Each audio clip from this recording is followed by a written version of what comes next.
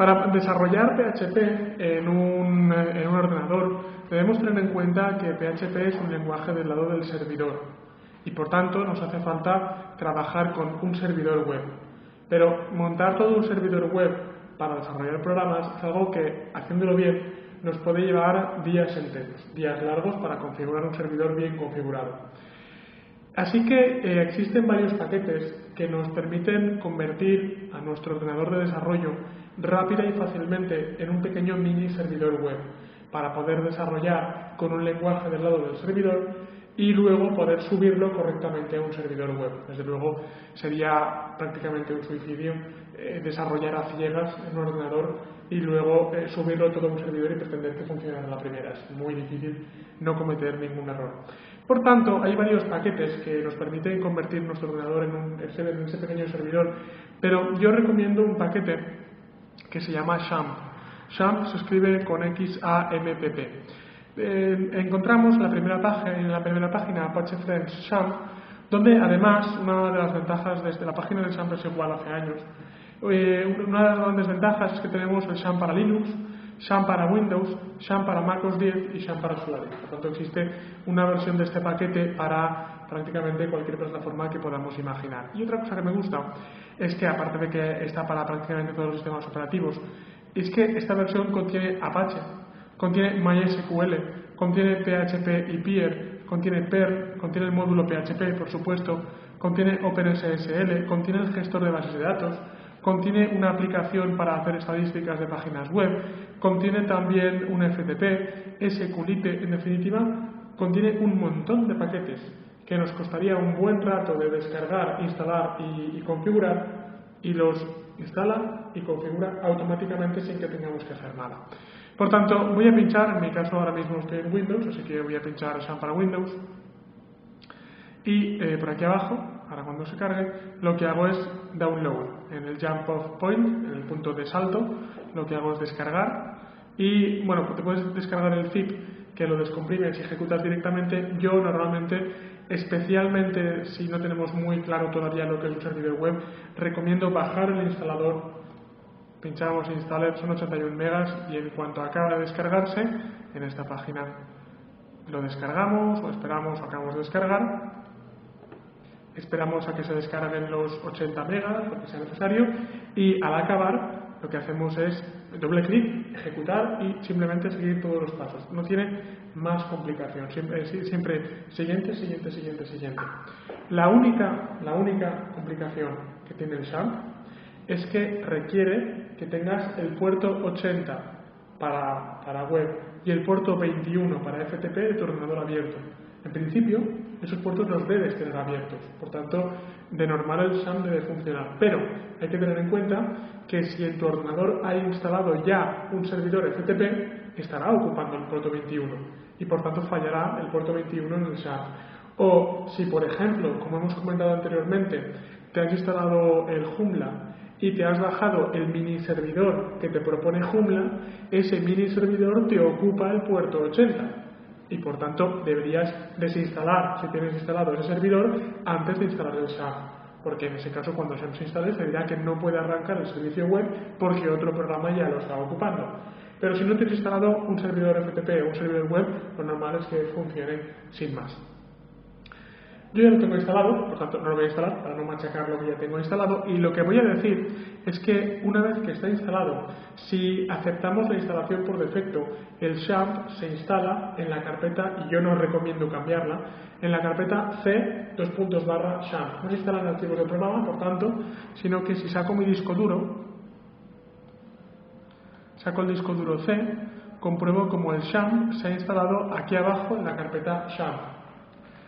Hago doble clic, veo que hay un montón de carpetas. En principio no tengo que tocar ninguna de estas carpetas, únicamente tengo que tocar la carpeta htdocs. Porque en la carpeta htdocs es donde voy a poner todo aquello que yo haga dentro de mi servidor local. Y hablo de mi servidor local porque una vez que está instalado el XAMPP, ya no tenemos que ir a buscar un archivo en C:\, mi carpeta, mi disco, mi escritorio, mi lo que sea, sino que la carpeta, atención, esto es muy importante, que corresponde al disco local XAMPP htdocs, desde el punto de vista de Internet, se llama simplemente poniendo localhost. Localhost es huésped local. Cuando yo le digo localhost, le digo al navegador que quiero ir a la carpeta de mi disco duro que está actuando como carpeta del servidor web. Por tanto, si ejecuto la carpeta localhost, me lleva de entrada a la carpeta de Sharp. Voy a cancelar esta descarga. ¿Qué es esta carpeta? Esta carpeta no es ni más ni menos que esta carpeta. Vamos a demostrarlo. Si yo no quería cerrar esta carpeta, si yo voy a esta carpeta y creo una carpeta dentro de htdocs que se llama prueba 456, comprobaré, y dentro de 456 hago un archivo index.html, index.html.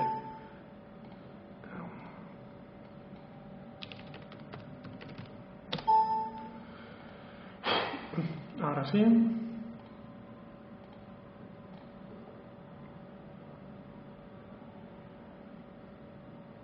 Y pongo aquí hola dola. Si yo voy ahora a mi servidor y le digo que quiero entrar en la carpeta localhost prueba 456, me dice hola dola. Demostración de que una vez está instalado el XAMPP, poner localhost equivale a poner disco local, XAMPP, htdocs y lo que sea. Entonces, ¿por qué no puedo poner disco local, XAMPP y htdocs? Porque si pongo directamente disco local, como ahora luego veremos, no funcionan los scripts dinámicos en PHP. Hay que hacerlo desde localhost para que todo ello no pase a través del disco duro, sino pase a través de ese servidor web que hemos instalado. Ahora que tengo, por tanto, mi carpeta configurada, lo que voy a hacer es, dentro de Dreamweaver, crear un nuevo proyecto. Voy a crear un nuevo sitio y lo voy a llamar sitio en MyPHP. Y la carpeta del sitio va a estar en htdocs, voy a crear una nueva carpeta llamada MyPHP. Selecciono, guardo y ahora me aseguro que estoy trabajando en el sitio MyPHP. Por tanto, me aseguro que si hago una nueva carpeta, y esa nueva carpeta se llama, voy a empezar con una carpeta llamada variables, habré creado, por tanto, en esa carpeta MyPHP, una carpeta llamada variables. Es decir, en Dreamweaver voy a trabajar dentro de esa carpeta, ya que Dreamweaver nos permite trabajar con PHP. En principio, cualquier bloc de notas me puede servir para trabajar con PHP, pero hacerlo a partir de Dreamweaver puede tener algunas ventajas, como que el programa nos dé pistas de código. Así que vamos a hacer un nuevo archivo PHP. Y en principio parece un archivo HTML, bien, lo que voy a hacer es borrarlo completo y lo voy a guardar. Lo voy a guardar o bien lo que hago en lugar de esto es crear dentro de variables un nuevo archivo que se va a llamar index.php. Ya tengo aquí mi archivo.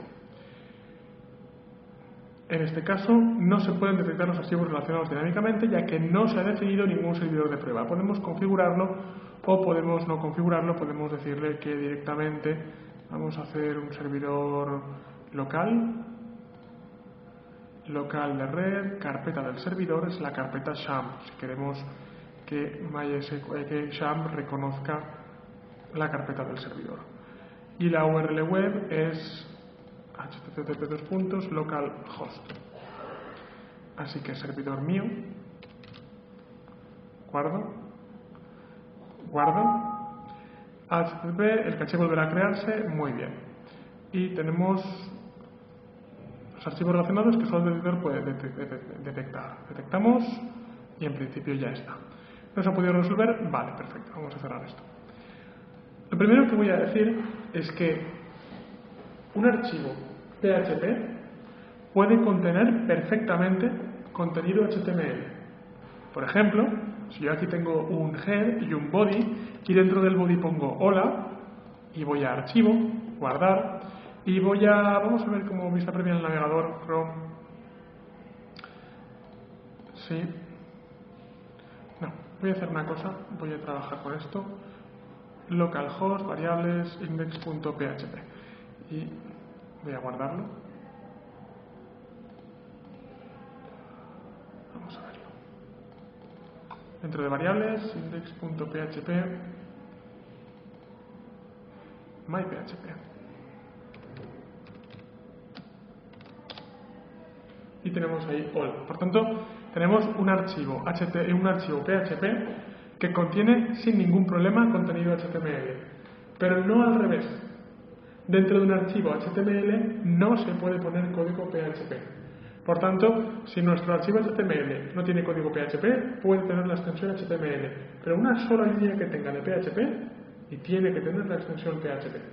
Así que vamos a trabajar en esta sesión todo el rato con archivos PHP. Voy a, el sitio, en el servidor, vamos a configurarlo, vamos a configurar la carpeta, vista previa en Chrome y, sí. Bien, aquí únicamente me falta que en el servidor defina myPHP. Voy a dejar esta carpeta abierta y ya está. Vamos a empezar trabajando con PHP con variables. Lo primero que voy a hacer, eso también lo que voy a decir, es cómo le digo yo a un programa que estoy trabajando con PHP y no con HTML. Pues es muy sencillo. Lo que hago es escribir lo siguiente. Le pongo una llave, le pongo un interrogante, error de sintaxis de momento.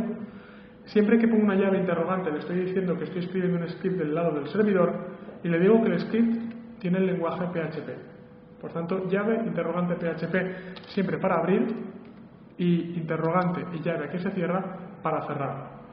Lo que le estoy diciendo ahora al programa es todo lo que haya fuera de estas llaves puede ser, seguramente será HTML, pero todo lo que haya dentro de estas llaves es PHP. Vamos a empezar con lo más sencillo en PHP, que es definir variables. Las variables en PHP se definen con el símbolo $. Si pongo $, además, en este caso Dreamweaver me ayuda, me dice aquellas cosas que puedo hacer con $. Puedo hacer, ahora luego lo veremos, variables de entorno, variables de archivo, variables de get, variables de post, que ahora luego usaremos para formularios. Pero yo quiero hacer una variable mía propia personal. Por tanto, voy a hacer $variable. Y le digo $variable es igual. ¿Dónde está el igual? Aquí está el igual. $variable es igual a 5. Importante. Y así como en JavaScript a veces nos lo saltamos no da error, en PHP sí que da error. Cada vez que acabe una instrucción, y generalmente las instrucciones suelen estar en líneas, hay que poner un punto y coma. Si no, ahora luego lo veremos, puede dar error. Si ahora guardo y recargo, ¿qué tengo? Nada. Es evidente. ¿Por qué? Porque lo que yo he hecho es simplemente almacenar en la memoria del ordenador que variable es igual a 5. Pero no le he dicho que quiero que me muestre en la pantalla la variable. Por tanto, ahora voy a usar otra instrucción de PHP, que es una instrucción que se usa muchísimo, que es la instrucción echo. La instrucción echo lo que hace es devolverme cosas en pantalla, enseñarme cosas en pantalla. Por tanto, le digo, quiero devolver la variable. Fijémonos, esto es lo bueno que tiene Dreamweaver, que como arriba he definido variable, pues me reconoce que en la lista puedo usar variable. Quiero devolver la variable. Punto y coma para finalizar. Guardo. Recargo. Y tengo 5. ¿Qué es lo que ha hecho este sencillo programa en PHP?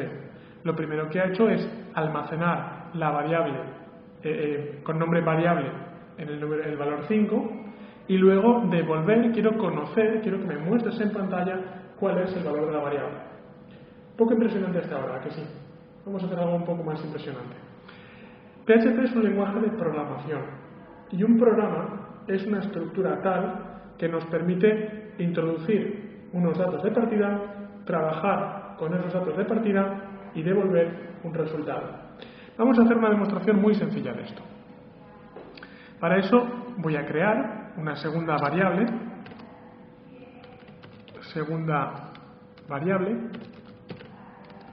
que es igual, un espacio mejor, que es igual a 6. Voy a guardar, vamos a ver, me dice que hay un error de sintaxis en la línea 13. No está el error en la línea 13. Vamos a guardar y vamos a comprobar, efectivamente hay un error, pero no está en la línea 13, como si yo ahora recargo esta página, da un error fatal. Y me dice error de parseo, error de lectura del programa, y es que se ha encontrado un eco no esperado en este archivo en la línea 13. Sigue insistiendo en la línea 13. Cuando nos da este tipo de error, el error no suele estar en la línea que dice, sino en la línea anterior. ¿Cuál ha sido el error? El error está en que no hemos puesto un punto y coma. Por tanto, una vez más, aviso, PHP es un lenguaje que nos va a permitir hacer un montón de cosas, pero un solo error que cometamos y nos puede fastidiar todo el script. Lo bueno es que evidentemente cuando cometemos un error, por lo menos podemos saber, podemos conocer en qué línea nos hemos equivocado. Ahora sí.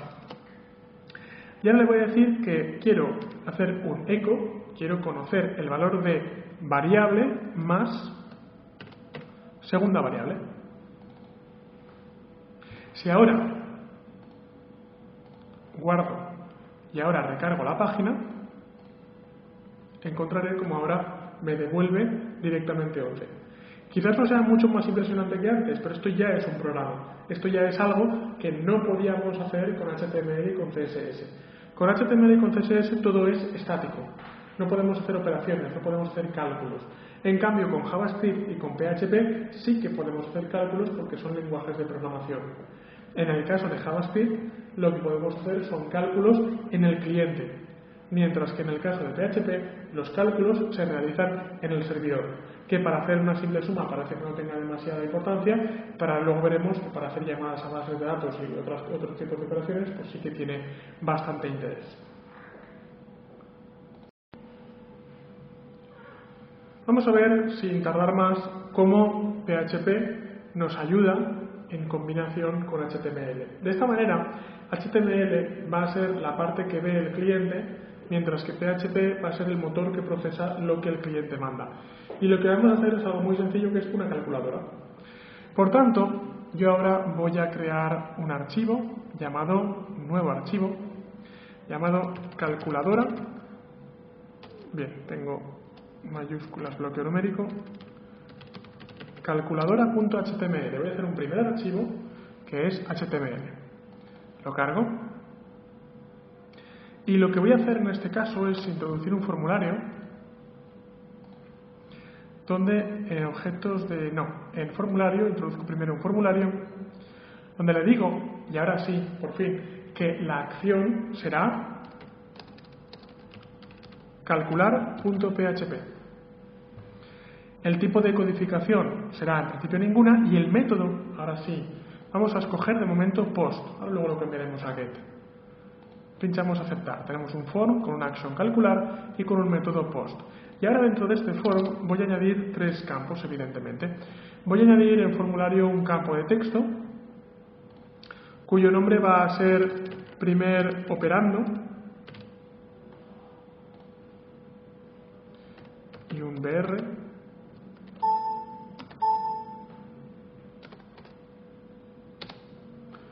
Voy a hacer otro input cuyo nombre será segundo operando y voy a hacer un tercer input. Voy a hacer un tercer input que va a ser un botón de enviar. Por tanto, un botón de submit, no lo tengo aquí, voy a poner botón y input name type submit. ¿Qué es lo que tengo hasta ahora? Pues lo que tengo hasta ahora es un formulario. Introduce un operando, introduce otro operando, envíalo y lo sumo o lo resto o lo que sea. Por tanto, si ahora intento ejecutar esto, si ahora intento verlo en el navegador, colocar sí. Bien. no hay PHP variables.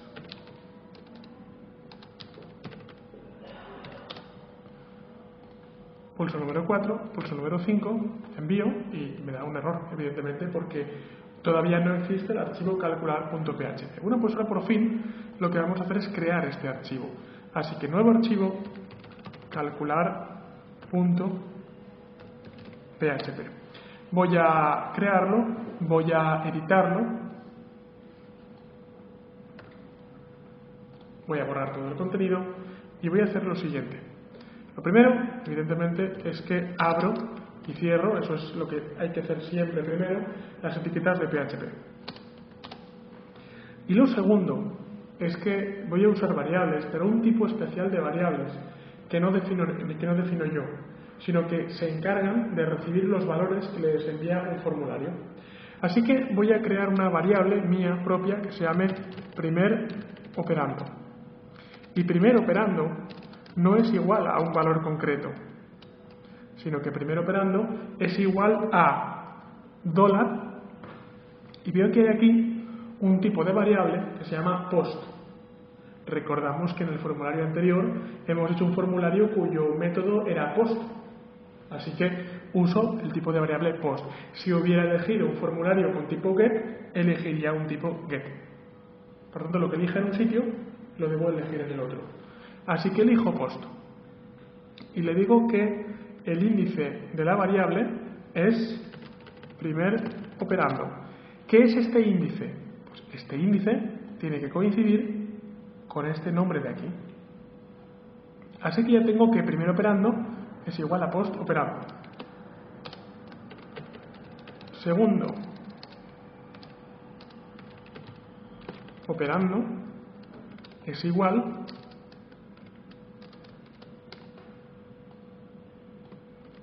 a post, copio y pego, que no. Segundo operando. Esto, evidentemente, debe coincidir con este nombre de aquí. Si no coincide, dará error. Y ahora lo que hago es usar el comando que ya conocemos y que vamos a usar muchas veces, llamado echo. Y le digo, el resultado de la suma es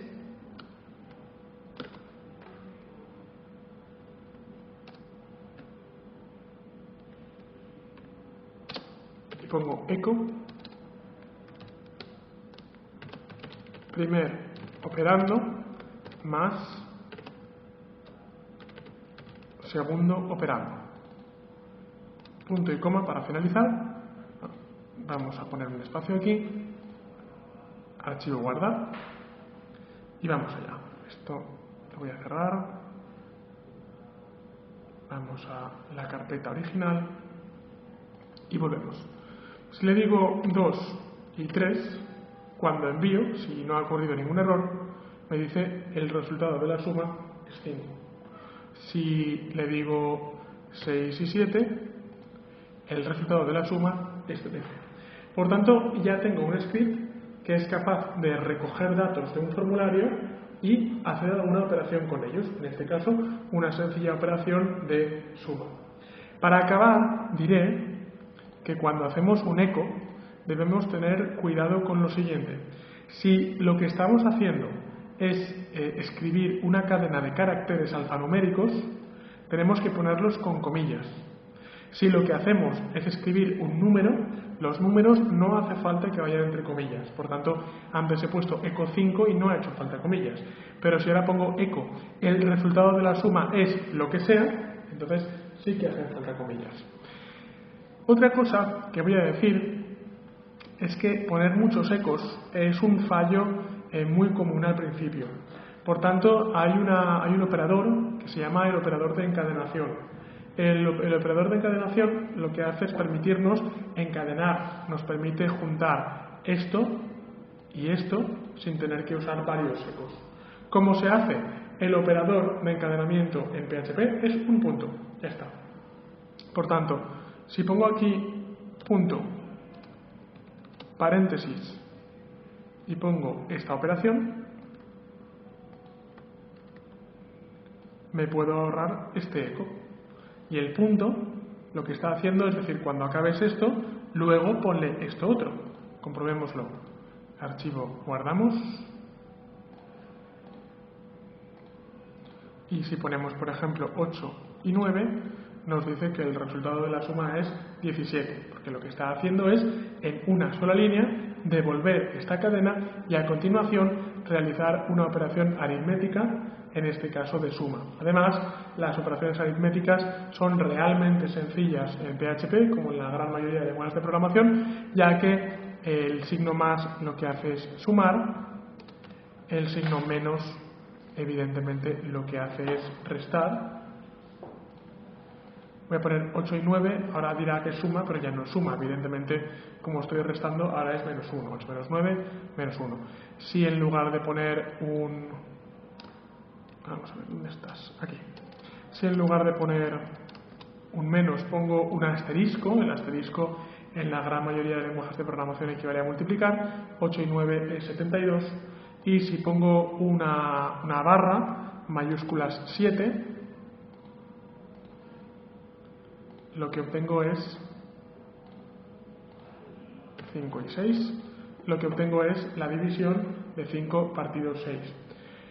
Lo que no es tan evidente es que si en lugar de poner una barra pongo un porcentaje, lo que obtengo es el módulo de la división.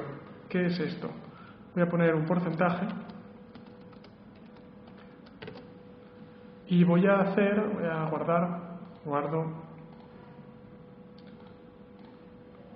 y le digo que quiero partir, por ejemplo, 12 entre 5. El resultado es 2. Porque lo que obtengo de esa manera es que 12 cabe a 5, a 2 y me sobran 2. Es decir, obtengo el módulo de la división, que puede parecer que no sirva para nada, pero para algunos tipos de operaciones avanzadas viene muy bien poder conocer el módulo simplemente con un porcentaje.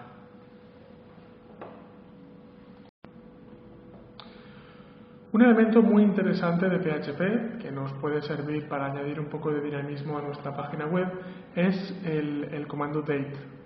Por tanto, voy a crear una nueva carpeta llamada date. Dentro de esa carpeta voy a crear un nuevo archivo llamado index.php. Abro este index, cierro los demás y voy a asegurarme que ahora mismo estoy trabajando en hpdocs, myphp, variables date. En principio no debería estar trabajando en variables, pero parece que sí. Pues nada, me voy a quedar ahí. Bien, voy a eliminar esto. Creo un código PHP y la función date, que es una función que ya viene implementada dentro de PHP, no hay que hacer nada más con ella, funciona de la siguiente manera. Si yo pongo date, mejor, pongo echo date porque quiero conocer el valor de la fecha e introduzco un código dentro de esas comillas, me dice la fecha en múltiples formatos. Por ejemplo, si yo pongo date U, esta es una fecha que a mí me encanta, aunque seguramente a vosotros no, porque la veréis. Lo que hace en la vista en vivo, sí que quiero guardarlo, colocar archivos dependientes, y en este caso localhost, vamos a ver myphp, y me dice que tampoco, y en variables. Ahora sí. DateU me da esto de aquí. ¿Qué es esto de aquí? Pues esto de aquí es la fecha actual expresada en la era Unix. Y la era Unix es la cantidad de segundos que han pasado desde las 0 horas, 0 minutos, 0 segundos del día 1 de enero de 1970. Puede parecer muy marciano. De hecho, desde el punto de vista humano lo es. Sin embargo, nos ayuda a resumir una fecha en un solo valor numérico. Se ha puesto el momento de 1 de enero de 1970 por poner un momento concreto. Aunque en principio parece que no tenga demasiada utilidad, ahora luego veremos que desde el punto de vista de las bases de datos, trabajar con fechas en formato UTC, este formato se llama UTC, es muy práctico. Pero ¿cómo puedo yo saber todos los códigos que puedo meter aquí dentro? Porque son unos cuantos. Bien, no pasa nada para esto. Lo que podemos hacer es ir a la propia documentación de PHP y si ponemos PHP date, iremos a la propia página de php.net, al manual online, que nos dice cómo funciona la instrucción date y sobre todo nos da una tabla bastante interesante que nos dice cada carácter que nos va a dar. En este caso, por ejemplo, el poner una D minúsculas nos dice que es el día del mes con 2 dígitos con ceros iniciales. Así que si yo pongo, por ejemplo, una D minúsculas, lo que obtengo aquí, vamos a guardar,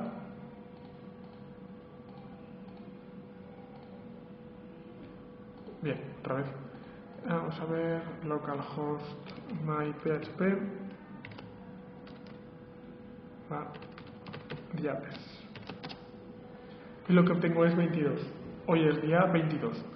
Pero algo también muy interesante es que, ¿y qué pasa si yo pongo una D mayúsculas? Porque, por ejemplo, yo puedo querer decir, bueno, quiero poner en mi página, que arriba de toda la página siempre ponga, pues hoy es jueves 22 de septiembre del año tal. Así que si yo pongo una D mayúsculas, digo, a ver qué pasa ahora. Y recargo, y guardo, y recargo. Me dice, vamos a ver la documentación, me dice representación textual de un día con 3 letras. El problema es que dice, vamos a ver aquí, dice 3 letras desde Monday hasta Sunday, es decir, está en inglés. Ahora luego veremos de todas formas que existe una manera, no muy fácil, pero sí que existe una manera de coger esto y cambiarlo a castellano. Puedo poner el día del mes sin ceros iniciales, con una J, una representación textual completa con la L minúscula, pero claro, va desde Sunday hasta Saturday. Por tanto, comprobamos como si yo digo L, no tengo Thursday, no tengo Thu, sino que tengo Thursday. Bien, ahora lo veremos, insisto, que hay una manera relativamente fácil de cambiar esto. Es fácil, pero es laborioso. Más cosas que vamos a ver.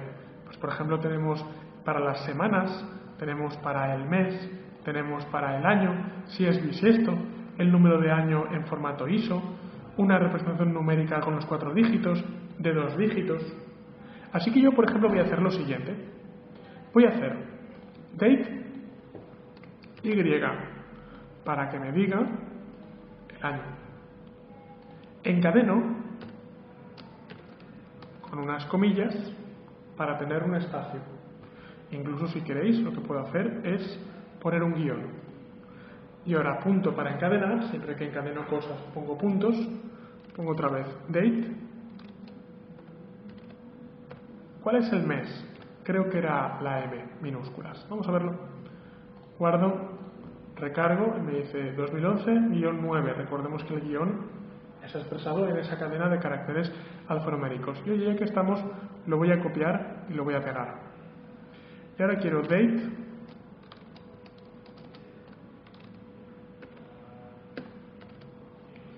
y quiero D. Creo que es la de minúsculas. Me dice 2011-9-22. Y ahora voy a poner otra encadenación. Voy a poner una barra y voy a ver la hora que es, el minuto que es, el segundo que es. Date H. Como vemos, seleccionando correctamente los códigos, me dice que son las 11. Encadeno con 2 puntos. Copio y pego. Date M. Date M no, creo que era... Los minutos es una letra rara. No es una M. Ahora, los minutos es una I. Es una I latina minúsculas. Y ahora encadeno para acabar con esto. y los segundos sí que es una S minúsculas. Guardo, recargo y veo que estamos en 2011-09-22 y son las 11-17-17. Si recargo, podré observar cómo va cambiando evidentemente el tiempo. Por tanto, el tiempo es dinámico, no es estático, nos dice el tiempo en el servidor. Pero, ¿qué manera más impersonal de escribir el tiempo? ¿Verdad? Porque lo bueno o lo bonito en una página es poner eco. Hoy es, por ejemplo, jueves, no me acuerdo qué día ponía, 22 de septiembre de 2011. ¿Cómo hacemos esto? Bueno, pues lo que tenemos que hacer en este caso es sustituir esto y esto por archivos date, por funciones date. El problema está en que si yo pongo aquí encadenado y pongo date,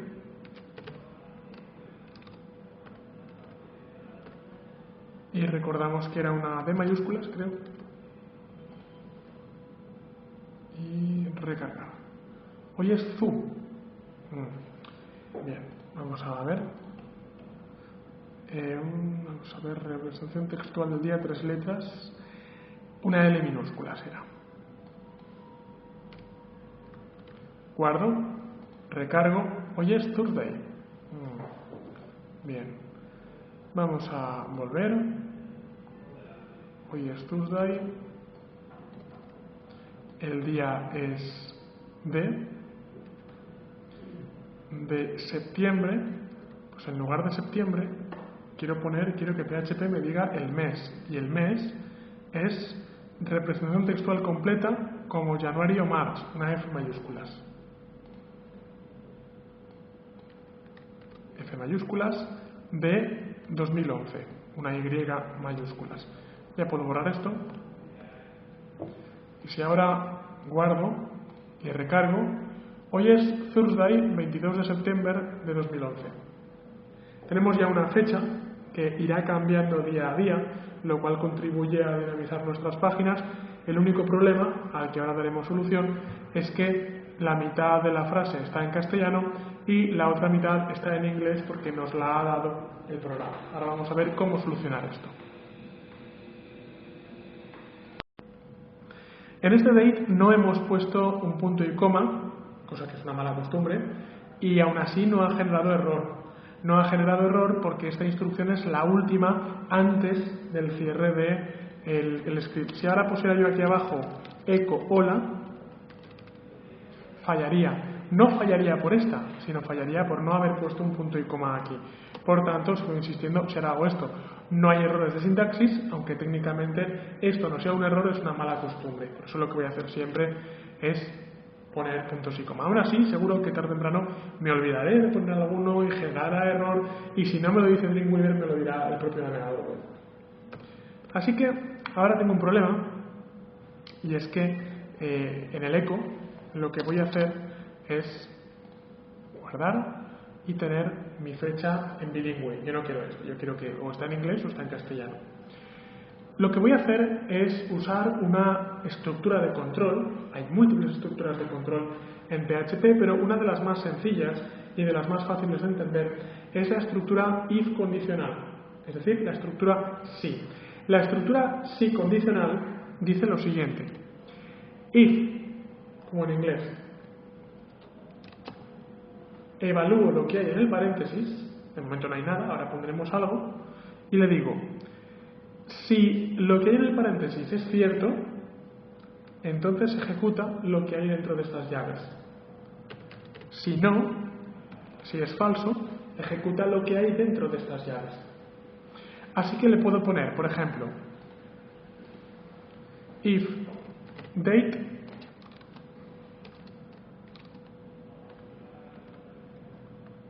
en este caso hoy es L, if date L es exactamente igual, doble igualdad. En este caso ponemos dos iguales porque no le estamos asignando un valor, sino que lo estamos comparando con otro valor. Por tanto, por eso se ponen dos iguales en lugar de uno. If date es igual a Thursday, a jueves, entonces la variable que me saco yo de la manga llamada día de la semana es igual a jueves. Ya tenemos una primera estructura de control. ¿Qué dice esto? Lo que dice es, hay un error porque aquí falta un punto y coma. Arreglado el error. Si el resultado de DateL es exactamente igual a Thursday, entonces creo una nueva variable llamada día de la semana y le asigno el día jueves. Pero si es falso, esto es el caso de si es verdadero, pero si es falso, entonces ejecuto este código de aquí, que es nada. Si yo ahora refresco, guardo y refresco este código, no obtendré ninguna novedad. ¿Por qué? Porque sí, he creado una variable día de la semana y le he dicho que es igual a jueves, pero aquí abajo sigue poniendo DateL. Entonces, en lugar de poner DateL, voy a poner día de la semana en su lugar. Y ahora vengo aquí, guardo, recargo y me dice, hoy es jueves. Así que no es difícil. Lo único que pasa es que es laborioso, porque evidentemente esto funciona hoy, que es jueves, pero mañana ya no funcionará. Entonces lo que haré, por ejemplo, si el DateL fuera igual a Monday, entonces día de la semana es igual a lunes. Esto hoy va a dar un fallo, porque si yo lo guardo y lo ejecuto, me dirá variable no definida día de la semana en esta línea. ¿Cómo es posible? Es perfectamente posible. Yo puedo decir, si yo he definido la variable, sí, pero el programa no se ha enterado. Porque si el día es Monday, es lunes, entonces ejecuta este código. Pero si no es lunes, entonces ejecuta este código. Como no es lunes, no ha ejecutado este código, por tanto no existe esa variable. No la ha definido. Y cuando uso una variable que no he definido, se queja. Me dice, has usado una variable que no has definido, llamada día de la semana. No es un error fatal, porque dentro de lo que cabe intenta ejecutarlo, pero evidentemente lo ejecuta mal. Así que esto se arregla simplemente, no es complejo, pero es laborioso. 1, 2, 3, 4, 5, 6, 7. Y le digo que si es Monday, Tuesday, es igual a martes. Si es Wednesday, es miércoles. Si es Thursday, es jueves. Si es Friday, es viernes, y así con cada uno de los días. Ahora veremos que hay una manera un poco más simplificada de hacerlo, pero básicamente hay que hacer lo mismo en este caso con los días de la semana y por supuesto con los días del mes. Si ahora guardo y recargo, veo que ya, como he llegado a jueves, tengo ya la fecha correcta y la variable existe. El problema de este caso anterior es que necesitamos una estructura de control para cada una de las definiciones. Necesitamos insertar un if para cada una de las definiciones. Hay una que es más simplificada, que es un switch. Porque en este caso, para cada una, le hemos dicho si es verdadero o si es falso. El día de la semana no es que sea verdadero o falso, sino que quiero decir cuál es el día de la semana. Y la respuesta a cuál es el día de la semana no es verdadero o falso, sino es 7 posibilidades diferentes. Cuando la respuesta no es verdadero o falso, sino que es una serie de posibilidades, es mucho mejor usar la estructura de control llamada switch. Y digo switch date L minúsculas. Introduzco unas llaves y el switch no tiene verdadero o falso. El switch tiene casos. Así que en caso de que la respuesta sea lunes, o sea Monday, en ese caso ejecuto un código y el código es que día de la semana es igual a lunes. Esto es más propio. Y por supuesto, antes de finalizar cada case, voy a poner un break. Break para decir ya he acabado esa parte del código. Entonces ahora lo que pongo es case Monday, Tuesday, Wednesday, Thursday, y así hasta acabar. Si cojo aquí y pongo Thursday, le diré que día de la semana es igual a jueves. Y esta estructura de control, evidentemente, aquí no. Esta estructura de control funciona igual de bien que la estructura de control if, pero es una manera mucho más limpia de escribir, en este caso, el código que toca a esta función. Así que tendríamos que hacer lo mismo, tanto para los días de la semana, insisto, aquí me los he dejado un poco a mitad, como para los meses del año. Los meses del año recordamos que era F, así que le digo case F y le digo pues donde en caso de tener septiembre, el mes del año, intento evitar las señas en las definiciones de variables en PHP, por tanto, o pongo una n, o pongo una ny, o una ni latina, lo que sea, pero no una ñ. Y pongo mes del año igual a septiembre, por lo que si aquí, en lugar de el date f, uso mes del año, si ahora guardo y recargo, bien, mes del año, vamos a ver, en case September, aquí he cometido un error, case September,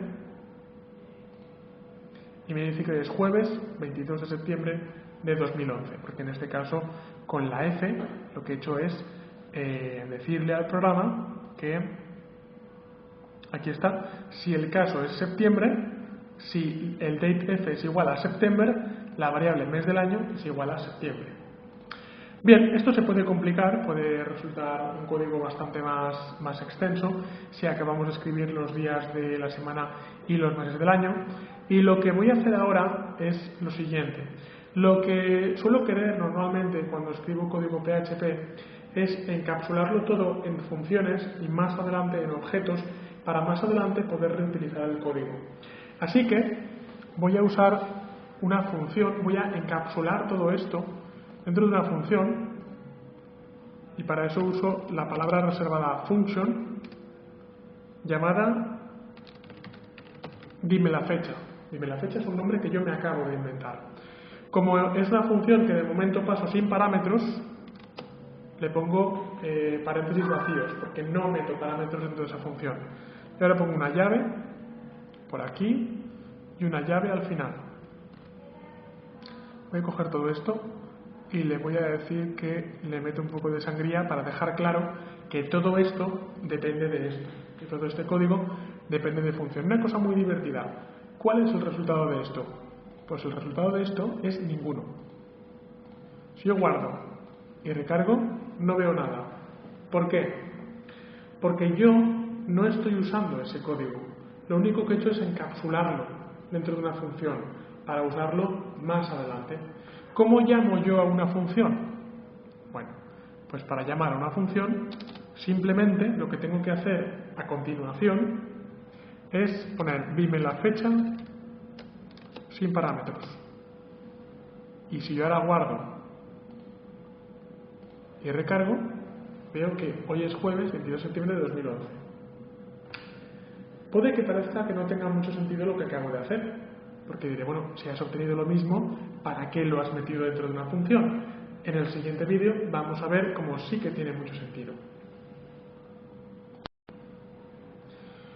Lo divertido de PHP, por tanto, como digo, es la posibilidad de reutilizar el código, de modularizarlo para luego poder reutilizarlo más adelante.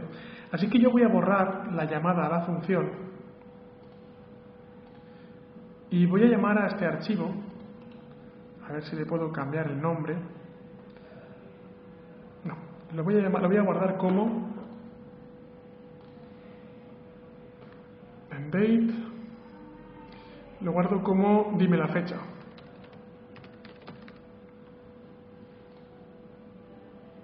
Vamos a recargar, tengo dime la fecha y ahora voy a vaciar index.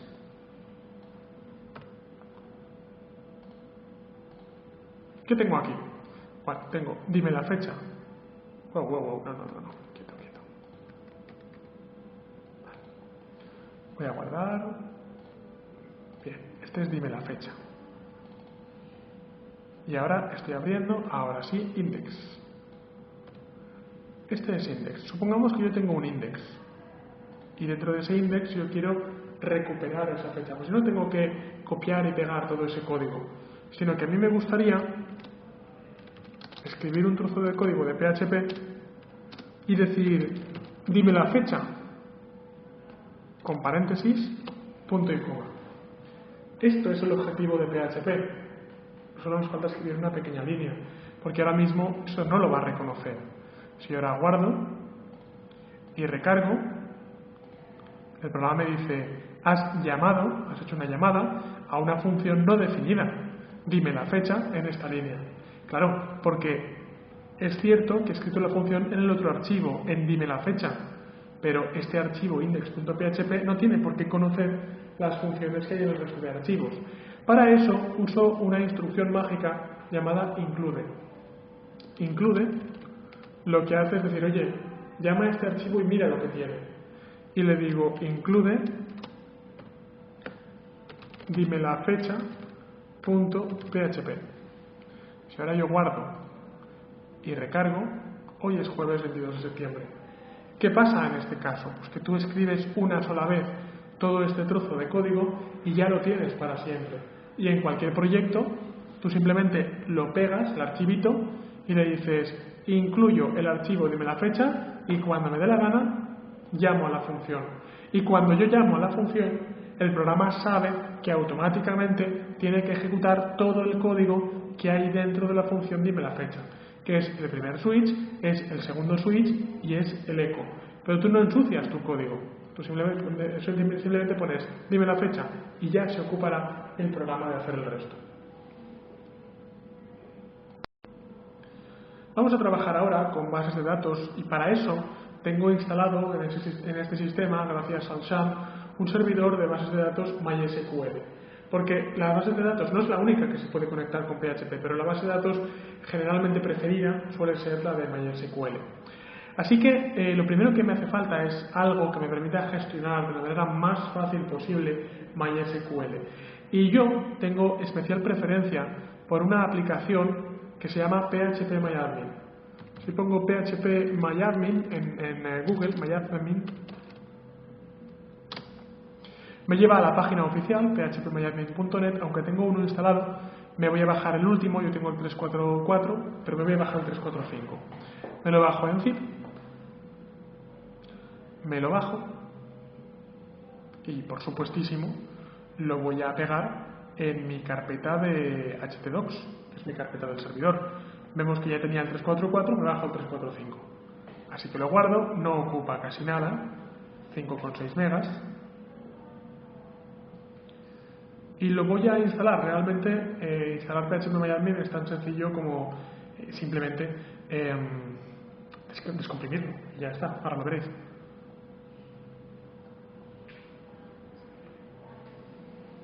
Bueno, se ha trancado un poco la descarga. Vamos a esperar a que se acabe de descargar. Vemos que tenemos ya un Chrome Download, un archivo temporal. Vamos a ver. 7 segundos, será cierto. Más, pongámosle unos 5 segundos entre que acaba de cerrar el archivo. Ya lo tenemos, sí, perfecto. Pues ahora lo que hago es simplemente descomprimir, extraer en la carpeta correspondiente y tengo ya todos los archivos que necesito para usar el phpMyAdmin. Cuidado, porque aquí dentro hay otra carpeta y aquí dentro está por fin phpMyAdmin. El problema es que entonces yo cada vez que quiero usar phpMyAdmin voy a tener que escribir en la ruta arriba phpMyAdmin-3.4.5-all-languages no. Por lo tanto yo lo que suelo hacer para simplificar es poner 345, es poner la versión. Así que copio y así que pego aquí y solo por hacer esto 345, tenía ya el 344, ya tengo instalado phpMyAdmin. Por tanto, simplemente me voy aquí y localhost pongo phpMyAdmin 345. Tiene que coincidir perfectamente, evidentemente. En cuanto pulso Enter, ya estoy entrando a phpMyAdmin. Y lo primero que me dice es cuál es tu contraseña de usuario o de superusuario. Cuando instalas phpMyAdmin por primera vez te la pregunta. Pues yo en este caso he puesto usuario root y he puesto una contraseña. Así que pongo usuario y contraseña, pongo continuar y me lleva por fin a la interfaz de administración de phpMyAdmin. Tengamos en cuenta que estoy desarrollando en local y en local el usuario raíz, el superusuario, lo controlas tú. Pero cuando subes tu página a un servidor comercial, nunca eres el usuario o superusuario, sino que siempre el usuario te dice, no, entra con este usuario, con esta contraseña, y a veces te dice, y tus tablas se llaman así y no se pueden llamar de otra manera. Por tanto, este es mi servidor ahora mismo en local. Estos son las bases de datos con las cuales he estado trabajando. Así que vamos a bases de datos y vamos a crearnos una nueva base de datos que se llamará, por ejemplo, pues mi sitio web. Mi sitio web, donde podré hacer tablas para productos, tablas para formularios de contacto, tablas para lo que quiera. Pero la jerarquía principal superior de ordenación es la base de datos. El cotejamiento es el lenguaje en el que van a estar escrito el contenido de la base de datos. Para España o para países de habla hispana, yo os recomiendo usar el formato UTF-8 Spanish. Fin. Así que le voy a crear y voy a crear la base de datos, ahora la vais a ver aparecer por aquí, llamada mi sitio web, codificada y preparada para usar caracteres castellanos, digamos. Así que ahora que ya estoy, hago clic, ya la tengo creada, hago clic aquí en mi sitio web y ahora estoy editando mi sitio web. Ahora ya no estoy en el servidor, ahora estoy dentro de la base de datos específica llamada mi sitio web. ¿Qué pasa? Que como la acabo de crear, me dice no se han encontrado tablas en la base de datos. O bien creo una tabla desde aquí, o bien creo una tabla desde crear nueva tabla en la base de datos mi sitio web. Fijémonos que evidentemente hay algunas pestañas que están encendidas, otras que están apagadas. Si me pongo sobre buscar, me dice, ¿qué vas a buscar? Si la base de datos parece estar vacía, es normal. A medida que vayamos metiendo cosas, esos botones se desbloquearán. Pero de momento voy a crear alguna tabla. Voy a crear la tabla formulario o contacto o formulario de contacto, lo que sea. Por tanto, por bajo de la jerarquía base de datos encontramos la tabla. Las bases de datos contienen tablas, como una hoja de Excel, digamos. Pero ahora veremos que podemos hacer mucho más que una hoja de Excel. Y las tablas contienen columnas. La información dentro de las tablas está contenida en columnas.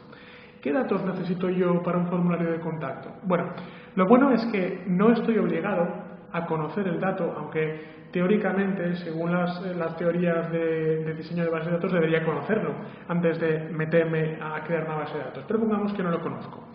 Por tanto, lo que voy a hacer es decir, bueno, de momento voy a usar 5. Si luego no me hacen falta tantas, elimino. Si luego me hacen falta más, creo nuevas. Hago una tabla contacto con número de columnas igual a 5. Y lo que voy a hacer ahora es configurar las columnas de la tabla. Y le digo, una columna es igual a UTC. Es la fecha en la que alguien me está enviando ese formulario. ¿De qué tipo es UTC? UTC es un integer, es un número, por tanto lo dejo en int. ¿Qué longitud máxima puede tener este campo? Voy a poner 255. Y luego en predeterminado no voy a poner ninguno. Cotejamiento, como ya le he puesto antes castellano, no lo cambio. Si no lo cambio, se asume que heredo el último cotejamiento especificado. Siguiente, en mi formulario yo probablemente le pediré a la gente su nombre. El nombre no es un número entero, es un varchar, es un texto.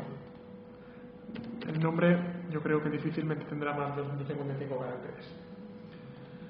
Le voy a pedir su email.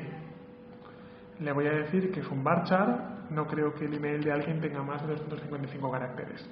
Y si lo tiene, pues que se lo tiene que cambiar. Y le voy a preguntar el texto. Y le voy a decir que esto es de tipo texto.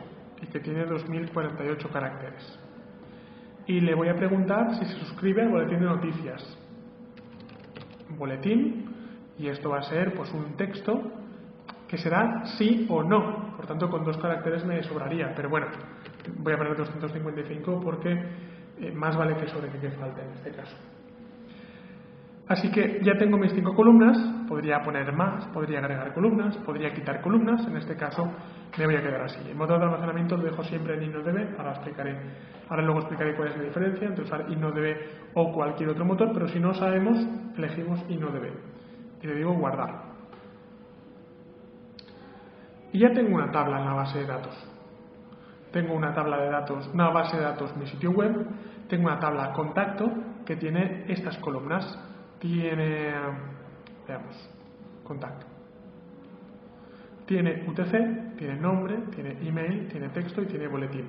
Yo puedo introducir datos directamente, no puedo buscar porque no tengo datos, pero puedo insertar datos. Y puedo decir que en el segundo 0, el boletín es text, no debería ser text, el boletín debería ser varchar. Me he equivocado aquí. ¿Qué puedo hacer? No pasa nada, porque cuando creo una tabla siempre puedo crear una estructura, modificar la estructura. Y en este caso, boletín no quería que fuera de tipo text. No pasa nada porque siempre puedo cambiar o puedo eliminar. Voy a cambiar y le digo que no es de tipo text, sino que es de tipo varchar. Y ahora guardo. Y ya está modificado. Alterar. Vamos a ver. Qué raro que no me deje cambiar. Boletín sí que parece que me ha dejado verlo. Bueno, no es normal que dé este error. Le voy a decir longitud. Igual es porque no he especificado la longitud. Por eso se queja. Y efectivamente, por eso se quejaba. Bien, ahora sí voy a insertar y voy a decir que en el tiempo 0 el nombre José Vicente con email, mi email, estoy digamos falseando una entrada, me ha escrito este es mi mensaje. Y ahora le digo boletín, ¿quieres apuntarte al boletín? Sí.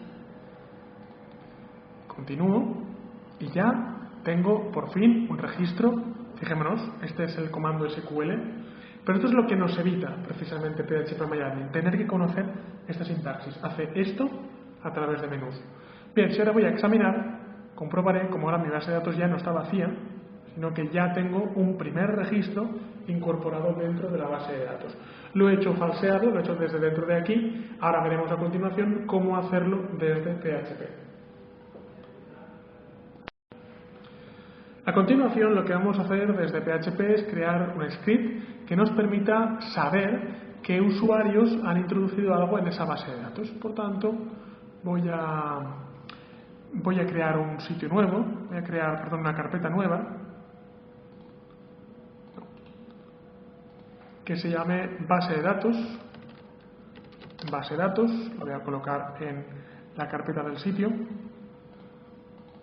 y dentro de base de datos voy a crear un nuevo archivo que se va a llamar administrador.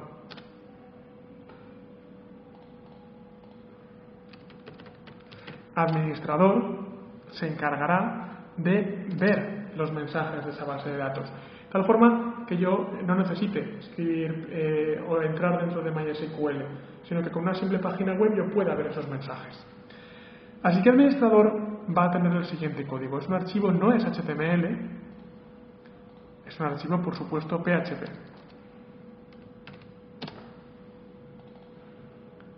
Voy a borrar todo este código, o mejor, no tengo por qué borrarlo, porque aquí dentro puedo escribir directamente código PHP. Siempre que lo abra y lo cierre correctamente, no hay ningún problema en mezclarlo con HTML. Y ahora voy a hacer lo siguiente. Lo primero que necesito es hacer una conexión con la base de datos. Por tanto, voy a crear una variable conexión y le voy a decir que conexión es igual a mysql-connect. Y lo que hago es crear 3 cosas. Primero, ¿dónde me conecto? Segundo, ¿con qué usuario me conecto? Tercero, ¿qué contraseña tiene el usuario? Problema, no he creado un usuario para esa base de datos. estaba trabajando con el usuario administrador, pero eso no se debe hacer. Por tanto, lo que vamos a hacer es ir a la base de datos y aquí donde tengo operaciones, no, en operaciones no. Lo que voy a hacer es ir a la página del servidor. Vamos a ver, voy a entrar en mi sitio web. Aquí. Y ahora voy a usar el menú de privilegios. Con privilegios especifico qué usuarios pueden acceder a mi base de datos o creo nuevos usuarios para esa base de datos. Evidentemente el usuario root, el usuario raíz, el superusuario puede acceder a esa base de datos, pero no es recomendable, como digo, que el usuario raíz sea el que acceda. Por tanto, voy a agregar un nuevo usuario específico para esa base de datos. Nombre de usuario, esto es importante, luego más adelante nos tenemos que acordar. El nombre de usuario es usuario de mi sitio. El servidor es localhost, es este mismo servidor. Y la contraseña es contraseña, intentamos evitar las N's, del sitio. Debe volver a escribir contraseña del sitio. Usuario de mi sitio, pues usuario del sitio, para luego no liar. Usuario del sitio, contraseña del sitio. Base de datos, automáticamente otorgar todos los privilegios para la base de datos de mi sitio web y no quiero modificar los privilegios locales. Incluso le puedo decir cuántas peticiones puedo hacer por hora, cuántas actualizaciones puedo hacer por hora, puedo limitarlo, pero no lo quiero limitar. Si el límite es 0, 0 igual a infinito. Así que continúo. Y ahora sí, incluso podría decir que quiero salir de PHPMyAdmin y quiero entrar con ese usuario. Usuario del sitio, contraseña del sitio. Y entro a PHPMyAdmin, pero ya no veo el resto de bases de datos, sino solo veo la base de datos que tiene asignado ese usuario. Así que ahora volviendo a Dreamweaver, o al programa con el que estemos conectándonos, le digo que me conecto a localhost y le digo que me conecto con usuario del sitio y contraseña del sitio. Una cosa, si lo estoy escribiendo, en principio esto parece que sea un poco inseguro, porque cualquier persona podría pinchar con botón derecho y ver mi código y ver mi usuario y ver mi contraseña. Lo cierto es que no. Si ahora guardo y ejecuto, por ejemplo, en una página, si quiero ejecutar localhost barra myphp barra variables barra base datos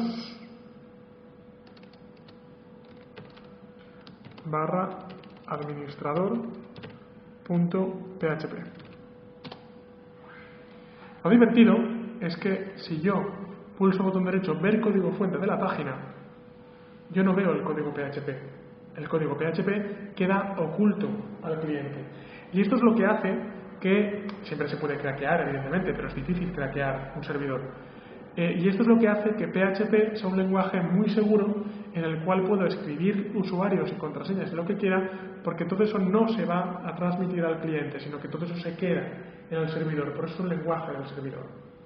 Vale. Ahora ya tengo una conexión. Y lo que voy a hacer es empezar a seleccionar. Y le digo mysql-select-db y le digo que selecciono aquella base de datos que se llama mi sitio, coma, en la conexión. Ya me he conectado al servidor. Ahora, de todas las bases que hay en el servidor, yo quiero solo la base de datos llamada mi sitio. Y seguimos. mysql-db, bien. Ahora creamos, esta es la parte importante, ahora creamos una petición. Y le digo, la petición es igual a mysql-query. Y esto es lo divertido. Y entre comillas, ejecuto la sintaxis de PHP. Ejecuto la instrucción de MySQL que me permite en este caso seleccionar elementos. Yo debo saber la sintaxis SQL correspondiente. No es que sea muy complejo, pero hay que aprenderlo. Lo bueno que tengo es que PHPMyAdmin me chiva la sintaxis. Así que me vuelvo a phpMyAdmin, está aquí, y le digo en la base de datos mi sitio web. Si yo quiero, vamos a ver, si yo quiero examinar contacto y digo quiero examinarlo, pues siempre aquí me chiva el código SQL correspondiente. En este caso, el código SQL que me permite listar los elementos de una tabla se llama select asterisco, seleccionalo todo, from contacto, de la tabla contacto. Y le puedo decir limit 030, es decir, quiero ver solo los registros del 0 al 30. Así que copio.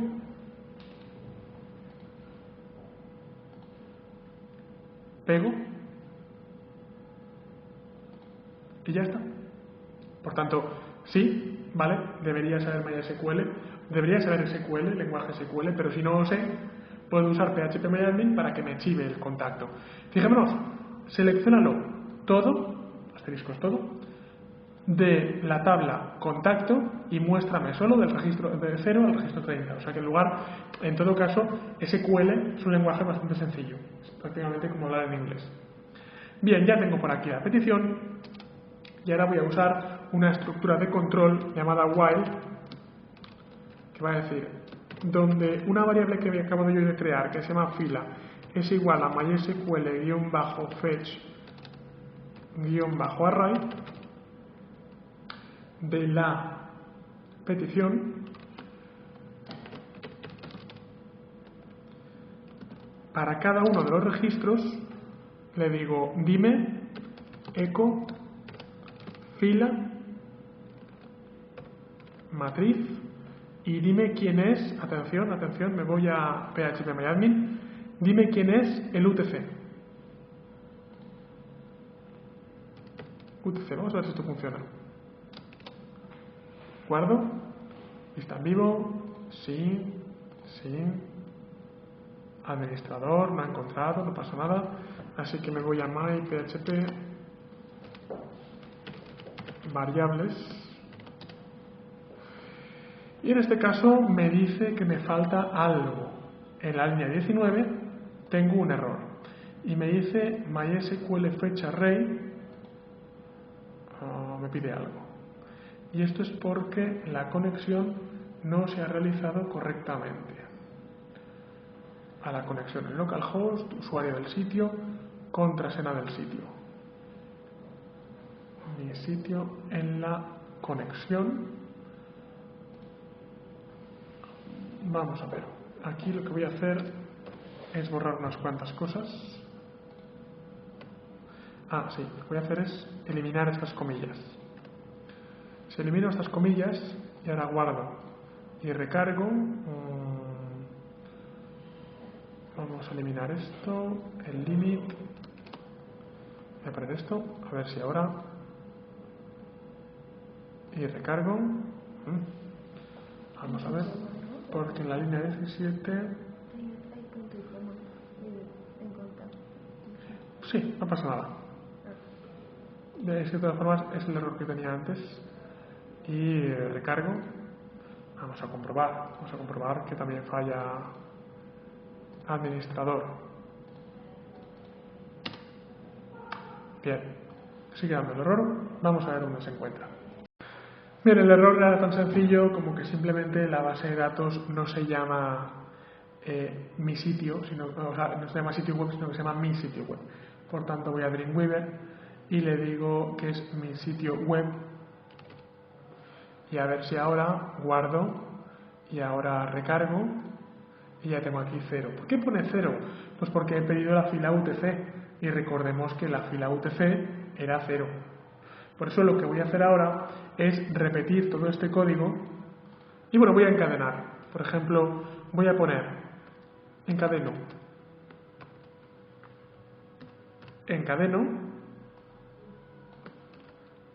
y encadeno con la fila, ya me la debería poner por columna, pero bueno, encadeno con la fila nombre y encadeno con la fila mensaje o email. Recordemos que lo que ponemos dentro de los corchetes tiene que coincidir perfectamente con las cabeceras de las columnas. No tiene por qué ser en el mismo orden, puedo alterar el orden, pero tiene que ser el nombre el mismo. Mensaje. Y por último, encadeno con boletín. Y por ultimísimo, voy a encadenar con una etiqueta BR, que lo que va a hacer es forzar a que cuando acabe cada línea haya un salto de línea. Si ahora guardo y recargo, podremos comprobar bien mensaje. ¿Por qué? Porque la variable no es mensaje, es text. No sé por qué, pero he puesto text. No quería poner text. Y como no quería poner text, no me tengo que conformar con que ponga text. Por eso voy a estructura y le digo que cambio el nombre de ese campo. No es text. Quiero que se llame mensaje. Guardo. Y ahora recargo. Y veo como me dice que 0, José Vicente, el correo, este es mi mensaje y sí.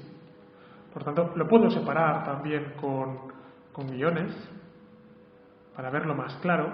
Esto ya es una cuestión de darle formato.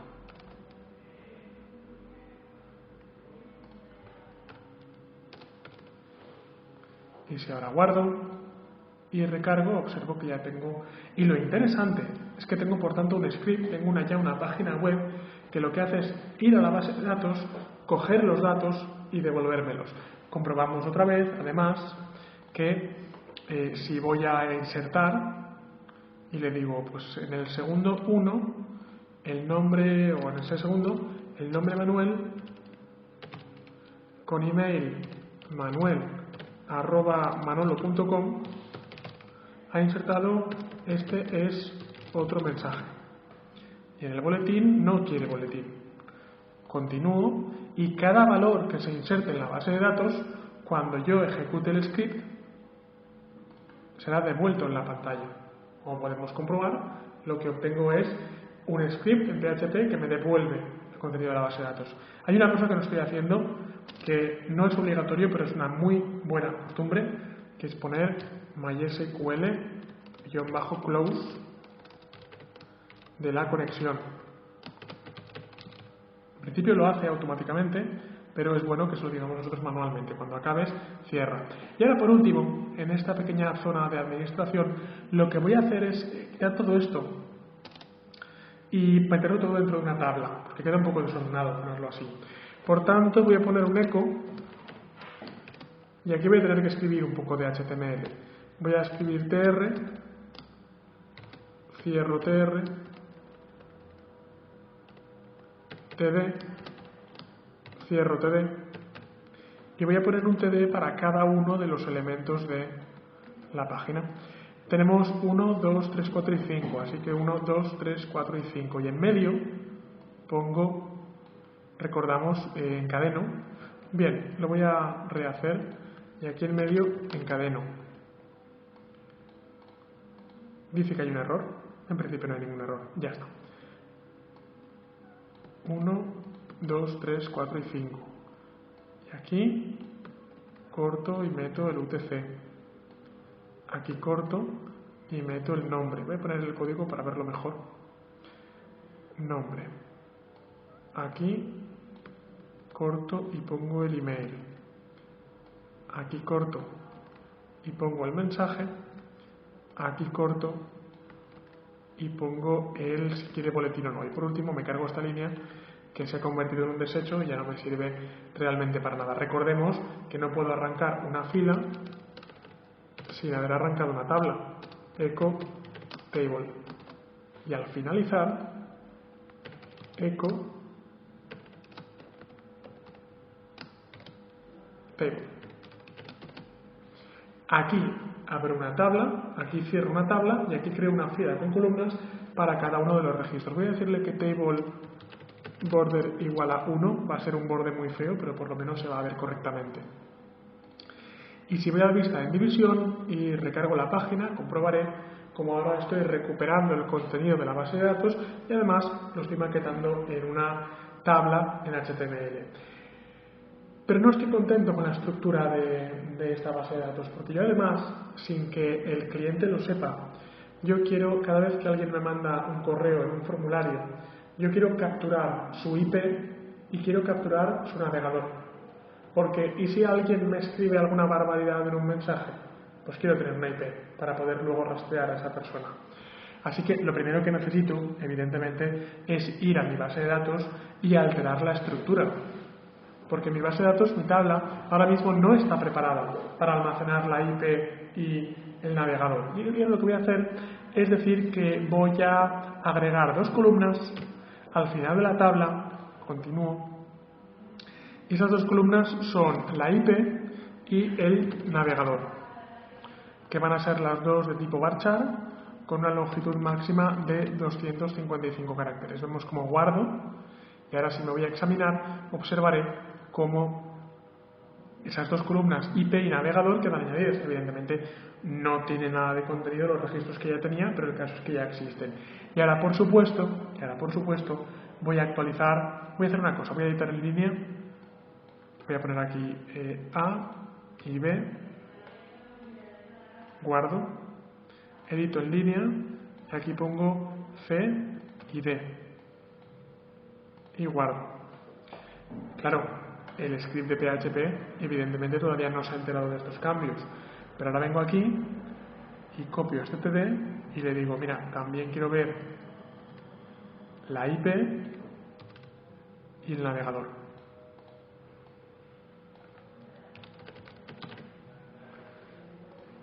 Si ahora archivo, guardo y recargo, tengo ya la IP y el navegador. Me faltaría un pequeño heading. Bueno, no pasa nada, lo pongo aquí.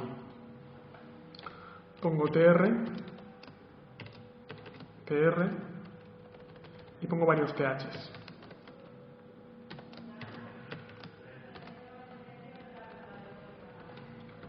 Uno, parece que hay 7. 1, 2, 3, 4, 5, 6, 7. Y digo, este es el tiempo, este es el nombre, este es el email, este es el mensaje, este es el boletín, esta es la IP y este es el navegador. De esa manera, poniendo cabeceras, recargando, sé cada columna a qué se refiere. Bien, pues lo que vamos a hacer ahora, ya tenemos la parte de administración de nuestra base de datos. Parece que hemos empezado un poco la casa por la ventana. Lo que vamos a hacer ahora es, mediante un script en PHP, ser capaces de coger el contenido de un formulario e ir metiéndolo dinámicamente en esa tabla de la base de datos.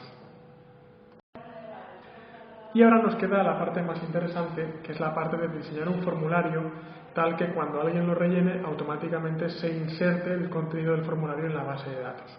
Por tanto, dentro de la carpeta base de datos voy a crear un nuevo archivo llamado formulario. Este archivo es HTML porque no va a tener nada de PHP y voy a crear un nuevo archivo también llamado procesar formulario .php o lo que quiera, .php. Así que hago doble clic en formulario y dentro del body voy a crear un formulario. Voy a insertar una tabla, no es una manera muy ortodoxa de proceder, pero bueno, y voy a hacer un formulario de 5 filas y 2 columnas. Vista en vivo. Y ahora voy a hacer aquí lo siguiente. El TH me lo voy a cargar. Y voy a poner aquí, voy a poner, dime tu nombre. Y aquí un campo de formulario que introduciré a continuación. Dime tu correo. Dime tu mensaje. ¿Y quieres boletín? Y por último, aquí abajo pondré un botón de enviar. Por eso ahora, aquí, lo que hago es insertar un formulario. Inserto un formulario donde la acción es, en date no, la acción es, en base de datos, es procesar formulario. El método es post. y acepto. Este formulario, esa etiqueta de cierre de formulario, la paso por supuesto al final de la tabla. Y ahora todo esto es un formulario. Y ahora, dentro de estas líneas, lo que voy a hacer es insertar en tabla, no quiero una tabla. ¿Por qué he dicho tabla? No sé por qué he dicho tabla. Un campo de texto. Este campo se llama nombre. Importante el nombre de los campos para luego identificarlos con PHP. Nombre. Así que dime tu correo. Este campo tiene el name y mail. Dime tu mensaje. Tiene el nombre mensaje. ¿Quieres boletín? En este caso lo que voy a hacer es poner un select. O no, voy a meter un checkbox. Vamos a ver, un formulario, voy a meter una casilla de verificación. Casilla de verificación llamada boletín. Valor. Sí. Acepto, ahí lo tengo. Value sí. Y ya lo tengo por aquí. ¿Quieres boletín? Sí o no. Bien, y ahora vengo aquí y por supuesto inserto un botón de enviar. Input type de tipo submit, que está por aquí abajo. Que es el típico botón de enviar. Y ya tengo, por tanto, mi formulario preparado. Si ahora guardo y intento introducir algo, veré cómo me envía a ninguna parte, evidentemente, porque ahora lo que tengo que hacer es trabajar con el archivo procesarformulario.php. ¿Y qué va a tener el archivo procesarformulario.php? Bueno, pues como decía, voy a eliminar todo esto porque no me vale para nada. Y como decía, lo que voy a hacer es copiar todo este trozo de código de PHP, porque realmente PHP es siempre igual. Así que copio, pego y veo a ver qué me sirve y qué no me sirve. Conexión. Quiero conectar en localhost con usuario del sitio, contraseña del sitio. Esto se queda igual. Quiero seleccionar la base de datos llamada mi sitio web en la conexión. Esto se queda igual. Petición. Esto no se queda igual. Y este eco no voy a hacer ninguna tabla en este caso. Así que borro esto. Borro el while y borro el eco. Y me quedo aquí. Y lo que quiero hacer ahora no es seleccionar. No. Lo que quiero hacer ahora es introducir cosas. ¿Cuál es el código SQL de introducir cosas? Pues como no lo sé, realmente sí que lo sé, pero voy a hacer como que no lo sé, es insert o es... Sí, bueno, insert. Lo que voy a hacer es insertar. Y digo, UTC 1, nombre, nombre, email, email, mensaje, mensaje. Boletín es igual a boletín, IP es igual a IP y navegador es igual a navegador. Continúo y este es el código. Así que lo que voy a hacer es crear código PHP. El código PHP es este de aquí. Lo copio,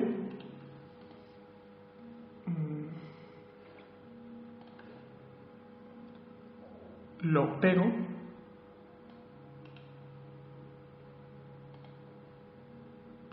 creo que me sobra este punto y coma, sí. Y ahora lo que hago es rellenar. Por tanto, todo ese churro que es insert no lo tengo que aprender de memoria. Si lo aprendo de memoria, mejor que mejor, desde luego. Pero si no lo aprendo de memoria, PHP-MyAdmin me lo chiva. Así que insertar en mi sitio web, en la tabla contacto, dentro de los siguientes nombres de columna, pues en lugar de 1, voy a insertar error de sintaxis.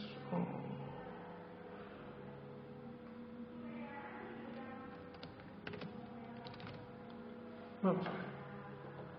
Es que esto no lo quiero, realmente. Ah, no hay errores de sintaxis, perfecto. Es que esto en principio no me hace falta. Bien, voy a borrar todas estas contrabarras, ya que no me hacen falta.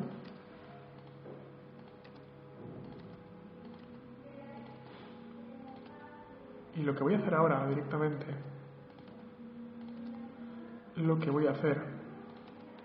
antes de saltar a la parte de Ajax, es, vamos a ver, decir que quiero la variable post que tiene el índice llamada UTC. ¿UTC? ¿UTC? No.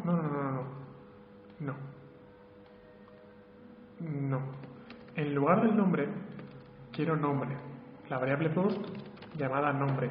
En lugar de email, quiero la variable post llamada email. En lugar de mensaje, quiero mensaje. En lugar de boletín, quiero la variable, a ver, ¿cómo se llamaba esta variable? Llamada boletín. Qué poco original que soy. Y ahora, en lugar de la fecha, quiero usar el date U que ya conocemos. Y ahora voy a poner IP y navegador. Esto lo voy a hacer en una segunda ronda. Así que ahora, si hay suerte y todo ha funcionado bien, crucemos los dedos, vamos a probarlo. Y por último, voy a poner un eco de tu mensaje ha sido enviado. Vamos a probar esto. Así que ahora me vengo aquí y en lugar de administrador voy a poner formulario. Así que formulario.php, a ver si no genera ningún error. Mi PHP formulario.html, no es PHP. Dime tu nombre, hola. Dime tu correo, adiós. Dime tu mensaje, mensaje. ¿Y quieres boletín? Sí. Envío. Tu mensaje ha sido enviado. Vamos ahora a phpMyAdmin y vamos a ver si el mensaje se ha enviado correctamente. Si ahora voy a examinar, comprobaré cómo tengo el UTC que se ha colocado automáticamente, hola, adiós, mensaje, sí e IP. Y si ahora voy al navegador, si ahora voy al administrador, comprobaré cómo al recargar tengo ya el mensaje que acabo de enviar. Por tanto, ya soy capaz de tomar elementos de un formulario, procesarlos con PHP y guardarlos dentro de una base de datos para luego, con un script de administrador, tener constancia de quién me ha enviado mensajes a mi sitio web. Dos trucos para finalizar el ejercicio es que se puede averiguar fácilmente la IP y el navegador del usuario que nos está visitando. Si en lugar de poner IP pongo, en este caso, voy a hacer lo siguiente. Voy a poner primero IP es igual a getEn, coger la variable de entorno, y la variable de entorno es remote-addr, remote address, dirección remota. Y aquí pongo IP. En navegador lo que voy a hacer es poner lo siguiente. Navegador es igual a la variable de servidor, y de todas las variables de servidor voy a poner el user agent. El user agent es el agente, es el navegador que tiene el usuario que está haciendo esta conexión. Y aquí pongo, por tanto, navegador. Bien, pues si hago esto, aquí lo que voy a hacer es poner una arroba, ya que esta IP, esta asignación, a veces lo que hace es producir una advertencia. Una advertencia de, hey, cuidado, esto puede fallar. Yo no quiero que la gente en la pantalla vea, hey, cuidado, esto puede fallar. Por tanto, lo que hago con la arroba es, si puede fallar, no me lo digas. Tú ejecútalo y sea lo que sea. Y si falla, pues oye, se siente. Así que archivo, guardar. Y si ahora proceso el formulario, ahora esto va a ser muy divertido, porque digo, dime tu nombre, pues por ejemplo, Enrique, dime tu correo, enrique@martinez.com, mensaje, te escribo un mensaje y quiero el boletín de noticias. Así que le voy a enviar, tu mensaje ha sido enviado, pero cuando voy a la página, a la base de datos, o bien cuando voy directamente al administrador, cuando digo, yo no quiero verlo en la base de datos, yo quiero verlo en la página web, que es lo interesante. Administrador,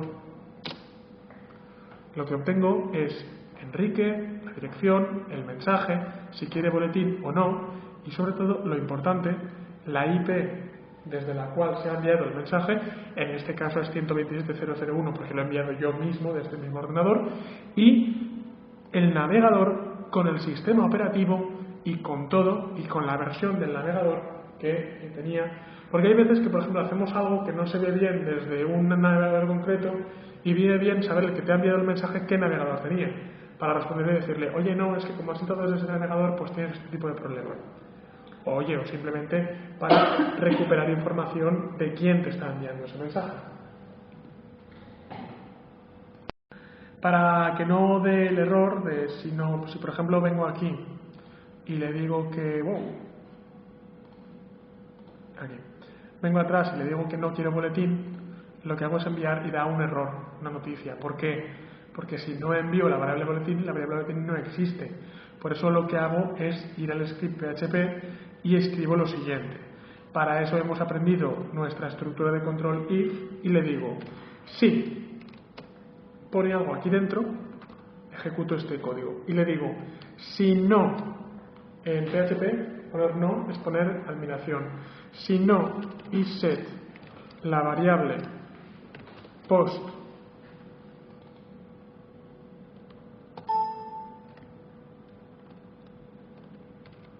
llamada boletín, si no está puesta, en ese caso post boletín es igual a no. Y si está puesta, no ejecutará este código. Por tanto, con este sencillo trozo de código, si ahora voy a la página web y le digo que no quiero boletín, ya no me da ese error. Y no solo no me da ese error, sino que ahora al tal lo que hace es no rellenarlo como un vacío, sino asignarle la variable igual a no. Vamos a trabajar con animaciones de CSS3 y para eso vamos a crear un nuevo archivo HTML. Hay que decir que las animaciones de CSS3 cuestan un poco de crear al principio. Vamos a hacer una demostración inicial primero de cómo funcionan y a continuación aplicaremos lo que hemos aprendido de animaciones para hacer un slide, para hacer un pasafotos de imágenes. Por tanto, vamos a, dentro de head, crear un estilo. Así que creamos un estilo de tipo texto CSS.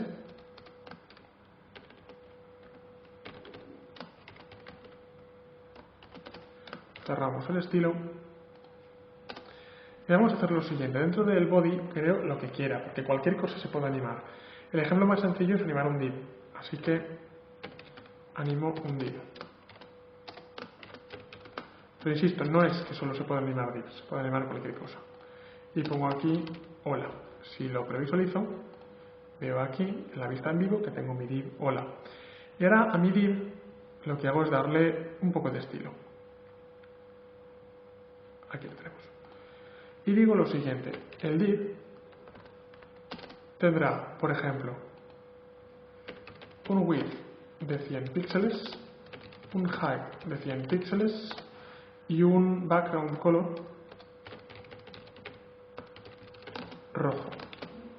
Si hacemos así, comprobamos cómo ahora tengo un div. Bien, pues lo que vamos a hacer ahora es simplemente decirle que queremos hacer una animación. Y para eso decimos animation. Ojo que animation es una etiqueta de las últimas en crearse. Por tanto, requiere bastante compatibilidad. De momento voy a decir animation. El nombre de la animación, voy a decir paseo, hago una animación que se llama paseo, y lo que va a durar la animación, por ejemplo, 5 segundos. Insisto que vamos a tener que especificar, por ejemplo, pues WebKit Animation.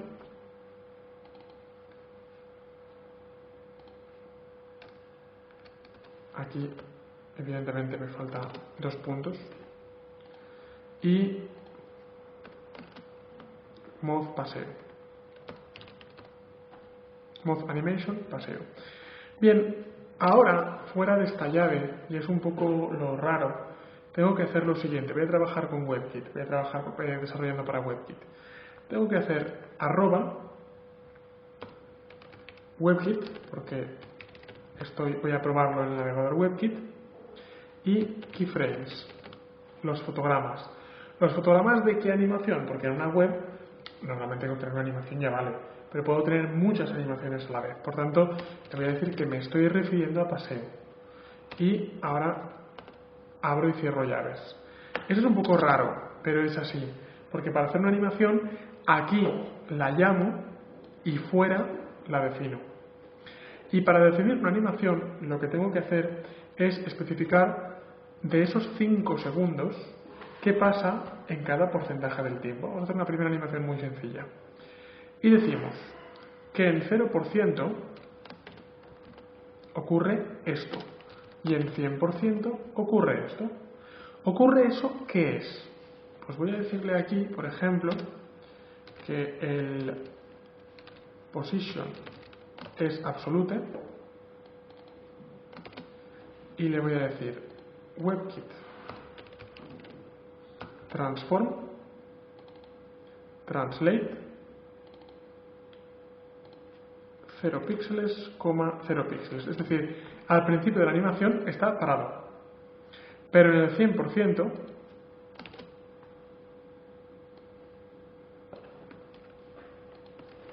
se mueve 200 píxeles en X. ¿Qué hace esto?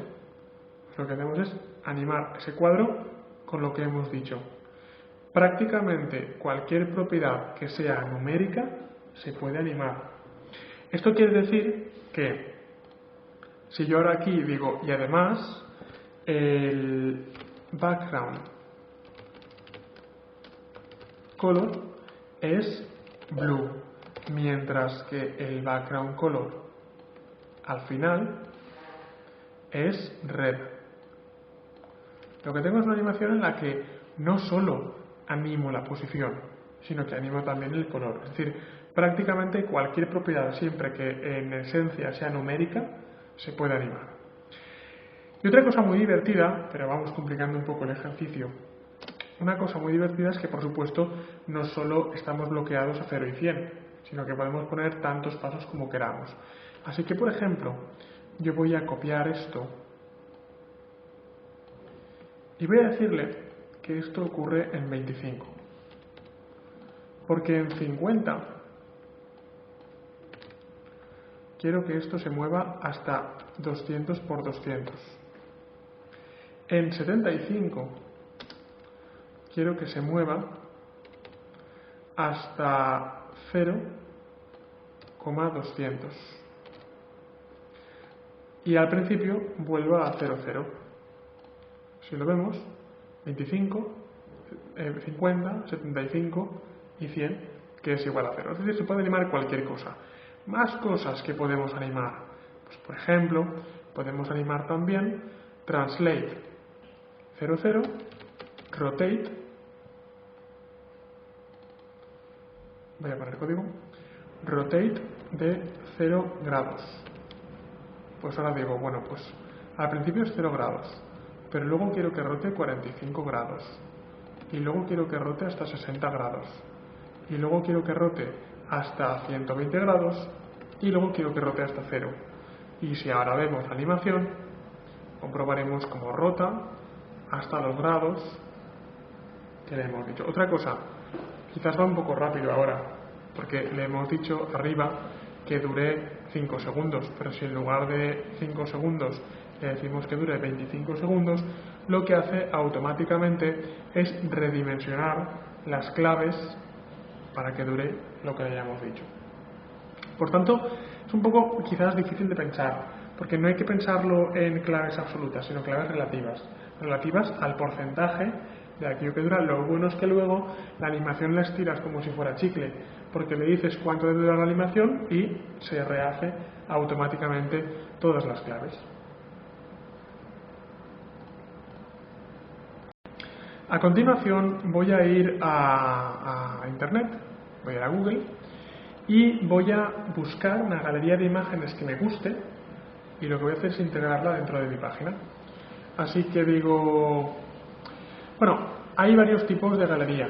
Evidentemente podría poner Flash Gallery, pero las galerías de Flash luego son difíciles de insertar, difíciles de integrar. Por tanto, yo lo que voy a hacer es poner o JavaScript Gallery o jQuery Gallery. Así que JavaScript Gallery, JavaScript Image Gallery, y voy a encontrar, mira, por ejemplo, estas páginas son muy interesantes porque te dicen las 33 galerías más bonitas de Flash y JavaScript. Las de Flash, evidentemente, las voy a pasar. Y tienes, por ejemplo, digamos, este tipo de galerías que tienen los iconos bajo y la de arriba, que son incluso mejores que las que vienen integradas con Dreamweaver. Vamos a ver más. Bueno, las de Sprite sí están integradas en Dreamweaver. Slide Viewer, en lugar de iconos te muestra numeritos. Esto te muestra los iconos en la parte izquierda. Bien. Pues vamos a Lightpipe Photo Player. Vamos a la primera me ha gustado bastante. Así que Photo Gallery. Vamos a ver si esto se encuentra en perfecto con Mootools JavaScript Library. No tenemos por qué saber manejar Mootools, si sabemos mejor, pero no es obligatorio. Por lo que ahora lo que vamos a hacer es ir a descargar, downloads.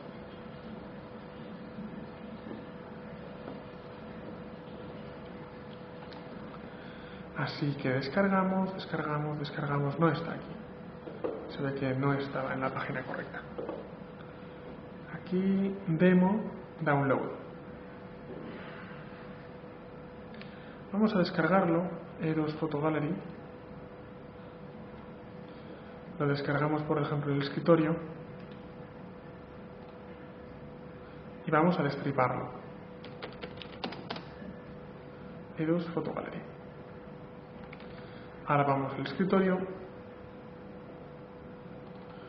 lo descomprimimos, seguro que trae algunos archivos de ejemplo y le echamos un vistazo. Bien, en este caso lo que tenemos que hacer es conseguir integrar todos estos elementos dentro de nuestra página. Cuidado porque en este caso esta página contiene un index.php, así que no es solo una galería que está usando JavaScript para el tipo de galería, sino que está usando PHP para mover la galería. Vamos a comprobar si realmente está usando algo de PHP, que lo más probable es que sí.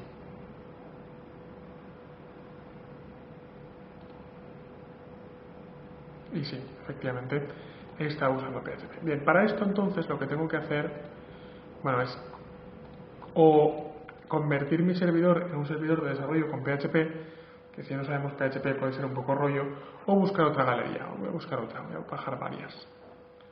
Pues vamos a ver, por ejemplo, esto. jQuery Slide Viewer, bien. En este caso esta parece bastante más sencilla de usar, porque simplemente nos dice cómo usarla, cómo integrarla. Así que download Slide Viewer, vaya, ya está, esto es. Bien. Y esta parece más sencilla, vamos a verlo. Esto.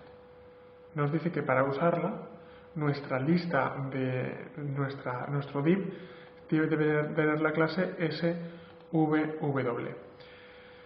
Por tanto, y que debemos integrar los scripts de jQuery. Bueno. Aquí tenemos una que nos indica cómo es. Vale, pues lo que vamos a hacer es descargar a Slide Viewer.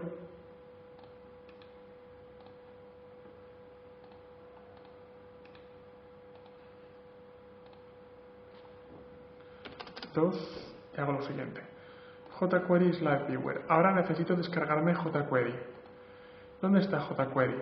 Bueno, pues jQuery requiere jQuery 1.4.1 y easing 1.2. Por tanto, lo que voy a hacer es descargármelos. Guardar enlace.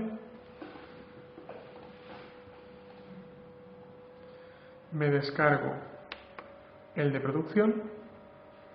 No pasa nada. Me guardo la página como. Ya tenía ya por ahí, pero bueno, lo voy a volver a guardar. Galería 2 jQuery. Y ahora lo que hago es que me guardo jQuery easing plugin. Descargamos, guardamos y ya tenemos los tres componentes principales. Pues es que yo esto lo veo muy difícil. Y lo otro. Pero es que había uno sencillito. Pero ese no mola. Tú dices este. Vamos a ver. Si ahora voy a código, voy a ponerme por aquí. Y digo, insertar, spray y, vamos a ver dónde estaba, barra de menús, paneles en fichas, no, acordeón no, sería un widget entonces, tiene que ser un widget. Y hacemos esto. ¿Y el acordeón qué era? El acordeón es aquello, eso. Entonces, por ejemplo, tienes el jQuery Cycle o el jQuery Pretty Photo. Es como widgets de Dreamweaver sí que los tienes. Aceptamos. Y si hacemos así, cuidado, es que ahora toda la galería, ¿sabes? Sí, no pasa nada. Quito esto y quito este estilo. Veamos unos cuantos estilos. Div, taca, y así lo desactivo. Ahora me voy a diseño y tengo ahí mi galería de... Si le digo que lo guardo, guardar como equipo, escritorio, galería 3.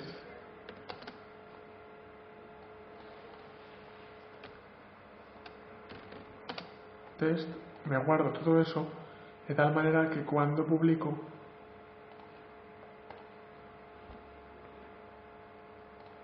salen las galerías. Pero claro, esto es demasiado fácil. Pero ¿y el acordeón eran las que iban pasando? No, el acordeón es esto. El acordeón, mira, lo voy a integrar. El acordeón está en spray y acordeón de spray. Y es esto. Qué guay. Vale, voy a guardar.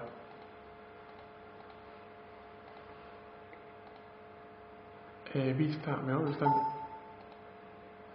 Esto es el acordeón. El que cuando pincho aquí hace plac. Y puedo meter más, ¿sabes? Entonces, vamos a abrir tu página, que para este trozo.